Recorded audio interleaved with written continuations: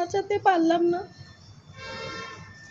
এইমাত্র ফোন করে আমাকে জানালো যে ও মারা গেছে। অ্যাকচুয়ালি ফোন করেছে এই কারণে, ও রাস্তার কুকুর আর অন্য একটা বাড়িতে থাকতো, কিন্তু ওদের সেরকম পজিশন না, খেতে দিতে পারে না সবাইকে। মাকে নিয়ে 7খানা বাচ্চা ছিল, তো এই নিয়ে 2টো বাচ্চা মারা গেল। আজকে একজন মারা গেল। বাচ্চাটা খুব ভালো ছিল। জানি না কেন এমন হয়, যাকেই ভালোবাসি, যাকেই বুকে টেনে নিই, সেই আমাদের ছেড়ে চলে যায়।